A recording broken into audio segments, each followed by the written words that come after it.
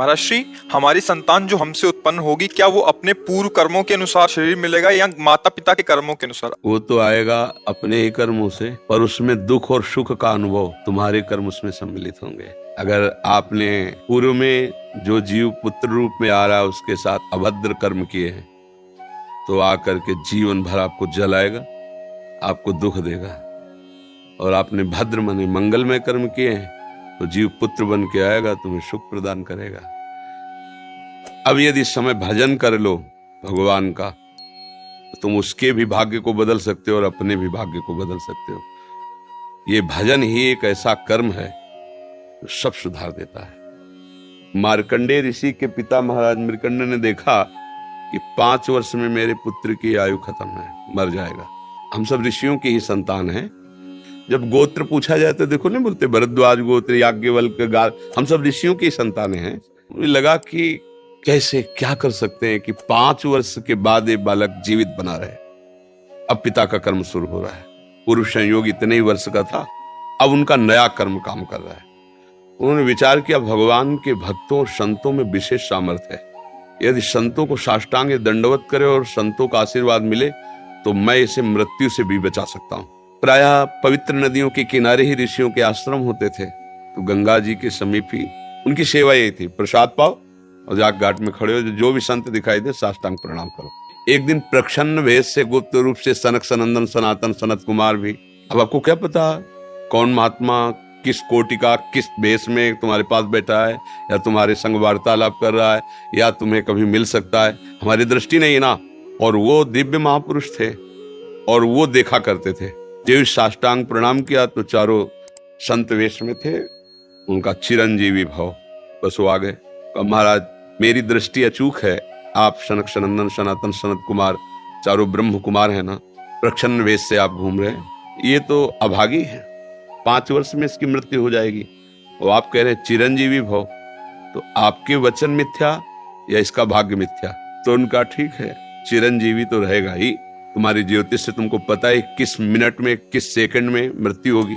उस दिन प्रातः से लेकर के और मृत्यु समय तक भगवान शिव के मंदिर में शिव का आलिंगन करके इसे बैठा देना, बस फिर और हम देख लेंगे। ऐसा ही किया। चारों ब्रह्म कुमार दरवाजे पे खड़े हो गए। तो ऐसे पुरुषों के पास यमदूत नहीं आते, साक्षात धर्मराज आते हैं। धर्मराज ने देखा सनक सनंदन सनातन सनत कुमार, तो उनका इस जीव का समय हो रहा है, आप आदेश करें तो मैं इसे ले जाऊं। लेकिन मैंने तो चिरंजीवी भव कहा है। इतनी वार्ता हो ही रही थी कि भगवान शंकर प्रकट हो गए। उनका कि कुछ बदलना नहीं है, 5 वर्ष की आयु ना, हाँ 5 वर्ष मेरी आयु के 5 वर्ष रहे। भगवान ब्रह्मा जी एक सुई लेकर के ऐसे कमल में छेदे थे, आका 1 वर्ष हो जाता है। ब्रह्मा जी का दिव्य 100 वर्ष का जो आयु का विवरण है ना, उसको जब पढ़ो तो होश खराब हो जाएगी। एक दिन में 74 मनु बदल जाते हैं, इंद्र बदल जाते हैं एक दिन में। और भगवान का समय, वो जो ब्रह्मा जी का समय, निमेष, पलक झपकना, इतने ब्रह्मा की पूरी आयु हो गई। 5 वर्ष उनके, आज तक मार्कंडेय जी जीवित है। उनको चिरंजीवी ऋषि कहा गया है मार्कंडेय जी का। अगर पिता भगवान का भजन करे तो अपने भाग्य और पुत्र के भी भाग्य को बदल कर जैसा चाहे वैसा कर सकता है।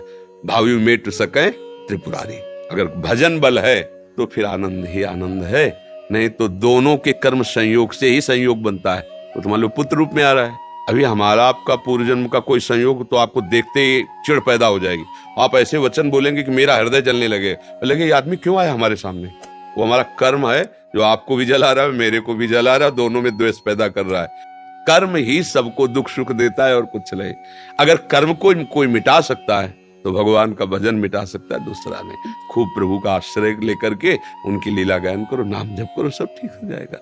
और गर्भस्थ शिशु को भगवत चर्चा सुनानी चाहिए, उससे प्रभाव पड़ता है। जैसे माँ गर्भवती है तो चाहिए कि स्वयं स्वाध्याय करे, या फिर परिवार के जन कथा कह रहे हो चुपचाप शांति से बैठ के सुने और नाम जप करे, तो गर्भस्थ शिशु पर उसका प्रभाव पड़ता है। जैसे प्रहलाद जी जब कयाधु जी के गर्भ में थे तो नारद जी अपने आश्रम में लेकर के उनको भी भगवत चर्चा भक्ति का उपदेश किया। तो ऐसे महान भागवत 5 वर्ष में विश्व विजेता हिरण्यकश्यप को परास्त कर दिया। 5 वर्ष की आयु प्रहलाद जी की है और विश्व शक्ति संपन्न हिरण्यकश्यप परास्त कर दिया। मतलब गर्भस्थ शिशु पर बाहरी चर्चा का प्रभाव पड़ता है, बाहरी आचरण का प्रभाव पड़ता है। यदि हम नाम कीर्तन, भगवत चर्चा, भगवत कथा वार्ता, तो उसमें भक्ति का अंकुरण हो जाएगा, गर्भस्थ शिशु में उसका प्रभाव पड़ जाएगा।